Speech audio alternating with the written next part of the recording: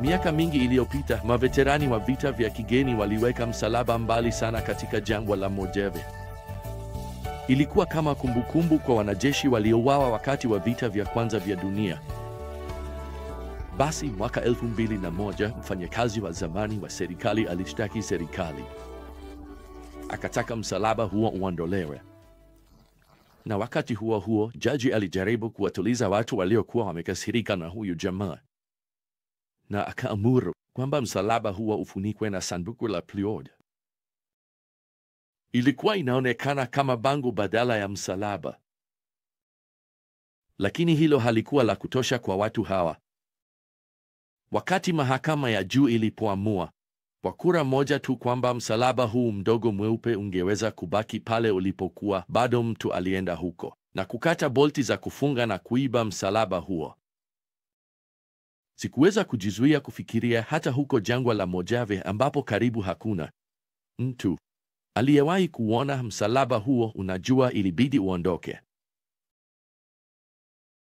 Kama muumini, unafanya nini wakati utamaduni wako unataka kuondoa msingi wa imani yetu? Wakati hata msalaba mdogo unachukuliwa kuwa wa kukera sana, wakati maadili ya kibiblia yanachukuliwa kuwa ya kizamani na tunapaswa kuyaondoa.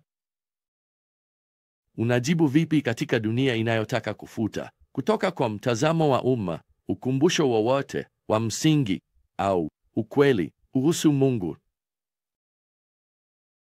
Je, umewahi kufikiria kuhusu ukweli kwamba swali hili liliulizwa na Mfalme Daudi katika Zaburi 11 na Zaburi sura ya 12?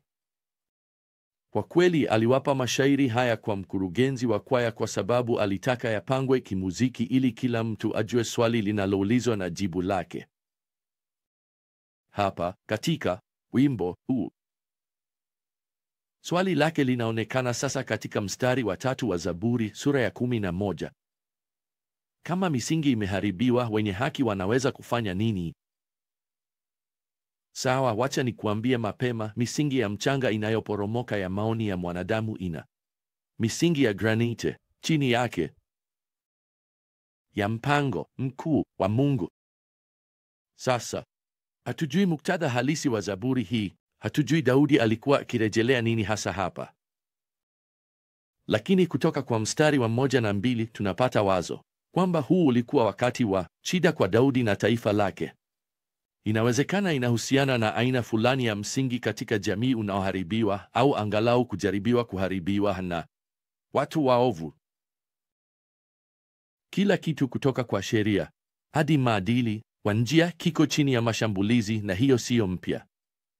Ilikuwa ikitokea katika siku za Daudi, itakuwa ikitokea katika siku zetu. Na Daudi anauliza, sawa, kama misingi imeharibiwa au inaanza kuporomoka, wenye haki wanafanya nini? Mtu mwenye haki anaweza kufanya nini? Sasa Daudi atajibu swali hilo, na acha nikuambie, haitabadilisha utamaduni wako kwa lazima, lakini itatia moyo wako, na itatia moyo wako katikati ya utamaduni ulioharibika. Sasa acha nifupishe jibu la kishairi la Daudi kwa kauli 5, na tutapitia Zaburi hii tunapotoa zote 5. Ya kwanza ni hii: Mungu hayumbishwi kabisa katika enzi yake. Daudi anasema hapa katika mstari wa 4, Bwana yuko katika hekalu lake takatifu. Kiti cha enzi cha Bwana kiko mbinguni. Sasa kwa maneno mengine, namaanisha kila kitu kinaporomoka karibu nawe, lakini Mungu bado yuko kwenye kiti cha enzi. Sasa kwa hilo, Daudi hatuambii tuimbe kuhusu Mungu, unajua, akiwa mbali. Kiti chake cha enzi kiko mbali sana, kule mbinguni, kimeondolewa mbali. Sasa kiti cha enzi cha Bwana cha mbinguni ni usemi usioashiria kutofanya kazi, bali ukuu.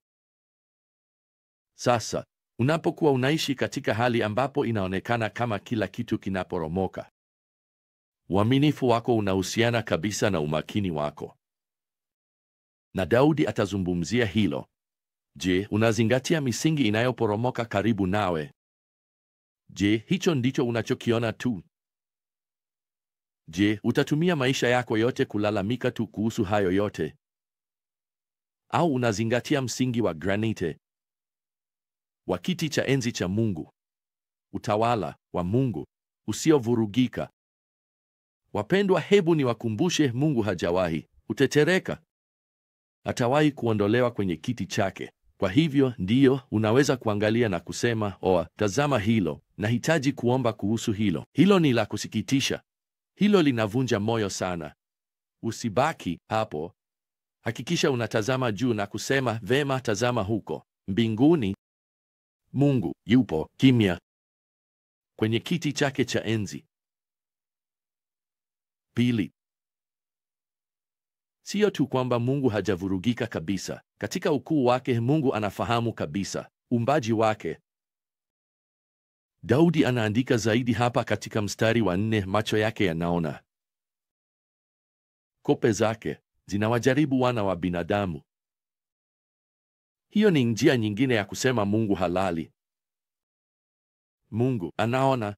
Sasa, ukiangalia chini kidogo katika Zaburi 12, tunapewa muktadha wa ziada. Daudi anaelezea hali hiyo kwa undani zaidi. Kila mtu anaonekana kusema uongo. Hapa katika mstari wa 2, watu wanawapora maskini. Mstari wa 5, waovu wanazunguka. Tabia yao mbaya inashangiliwa na kila mtu mwingine. Mstari wa 8, Daudi anasema, Mungu unafahamu yote haya, maafa ya ufisadi. Oh, ndiyo, Mungu anafahamu. Marejeo haya hapa katika Zaburi 11 na mstari wa 4 kuhusu kope za Mungu kujaribu watu ni tamathali ya usemi katika lugha ya Kiebrania kwa mtu anayekunja macho ili kuona kwa karibu. Ina wazo la mtu anayechunguza kitu kwa makini. Kwa hivyo Daudi anasema Mungu haoni tu kinachoendelea, haoni tu watu, anawachunguza kwa karibu sana. Anakunja macho kama vile akiwachunguza. Hivyo basi, hapa kuna jibu la tatu kutoka kwa Daudi. Mungu ni mwenye haki kabisa katika kukataa wasiotubu. Kwa kweli, anasema hapa katika mstari wa 5, nafsi ya Mungu inachukia waovu na wale wanaopenda vurugu. Neno chuki hapa lina wazo la kukataliwa. Mungu amemkataa mwenye dhambi asiyetubu. Kwa nini? Kwa sababu ya maisha yao, matendo yao, ukaidi wao, kukataa kwao Mungu. Ndiyo, Mungu anapenda dunia, lakini si kwa gharama ya haki yake. Kwa kweli, fikiria hilo wakati mwingine unapokuwa na familia yako isiyoamini au marafiki wasioamini au wafanyakazi wenzako au majirani. Wanaelekea kwenye hukumu ya Mungu. Mungu atatenda kwa haki katika siku zijazo. 4. Daudi anatufahamisha hapa kwamba Mungu ni wa kutisha katika hukumu yake. Mstari wa 6 unasema, na amwage makaa juu ya waovu. Moto na kiberiti na upepo mkali vitakuwa sehemu ya kikombe chao. Inafurahisha, mwanakiolojia mmoja wa Biblia aliyesoma miji ya tambarare ya Sodoma na Gomora alipata ushahidi wa kimwili wa mlipuko wa mafuta. Inaonekana kwamba Mungu alituma mvua za moto za gesi na mafuta yaliyochomwa juu ya miji hii isiyotubu. Mtume Petro kwa njia anaonya katika 2 Petro 3 na mstari wa 7, mbingu na dunia zilizopo sasa zimehifadhiwa kwa ajili ya moto, zikisubiri siku ya hukumu. Kulikuwa na mlipuko wa hukumu katika miji hiyo, na hiyo ni ladha ya kile Petro anasema kitatokea siku moja katika siku zijazo. Naam, Daudi anafanya jambo lile lile hapa. Anatoa onyo hili. Na kwa kufanya hivyo, anakukumbusha, ikiwa wewe ni muumini, kwamba wakati misingi inaporomoka, wakati watu wanamkataa Mungu na hata kuwatesa waumini, naam, mateso pekee utakayopata kama muumini yatakuwa katika maisha haya mafupi sana. Lakini moto wa hukumu kwa asiyeamini utaendelea milele. Fikiria kwa njia hii. Mbingu pekee ambayo asiyeamini atawahi kuipata ni bora ya dunia. Jehenamu pekee ambayo muumini atawahi kuipata ni mbaya ya dunia. Sasa 5, Daudi anamaliza hapa kwa kutuambia kwamba Mungu anafurahia kabisa wapendwa wake. Anaandika hapa katika mstari wa 7, kwa maana Bwana ni mwenye haki, anapenda matendo ya haki, wanyofu watamwona uso wake. Mwambie, anasema haraka, wanyofu si watu wakamilifu. Wao ni watu waliokusamehewa. Wanyofu ni wale walio sawa na Mungu, na unakuwa sawa na Mungu kupitia Yesu Kristo. Hali za sasa zinazokuzunguka zinaweza kuwa giza, lakini mustakabali wako mpendwa ni wa kung'aa sana.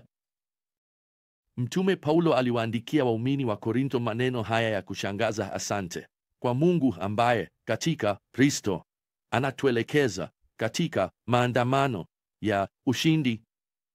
2 wa Korintho 2 mstari wa 14, Paulo anarejelea desturi ya jenerali wa Kirumi aliyeshinda katika siku zake, akirudi nyumbani kwa sherehe. Umati ungejipanga barabarani wakati jeshi lililoshindwa likiwa limeandamana mbele ya maandamano haya, na kisha jenerali aliyeshinda angekuja kwenye gari lake la farasi na jeshi lake likiwa linaandamana nyuma yao, na watu wote waliokusanyika kando ya barabara wangeimba ushindi, ushindi, ushindi, tena na tena. Ilikuwa desturi katika siku hizo kwa watu kupeperusha viungu vilivyojaa uvumba maalum. Barabara za Roma zingejazwa kabisa na harufu ya ushindi. Sasa ukiwa na hayo akilini, nataka usikilize tena kile Paulo alisema. Shukrani kwa Mungu ambaye katika Kristo anatuelekeza katika maandamano ya ushindi, na kupitia kwetu, Paulo anasema baadaye, anasambaza harufu ya maarifa ya Kristo kila mahali. Anarejelea yale maandamano ya ushindi. Unafanya nini misingi inapoharibika? Kweli unamtazama Mungu kwa usalama wako. Yeye ni katika udhibiti. Mkono wake uko chini ya misingi inayoporomoka ya utamaduni na serikali na falme na matukio ya dunia. Yeye ndiye anayesimamia kiti chake cha enzi akijatikisika. Anatawala hata juu ya machafuko ya dunia yetu.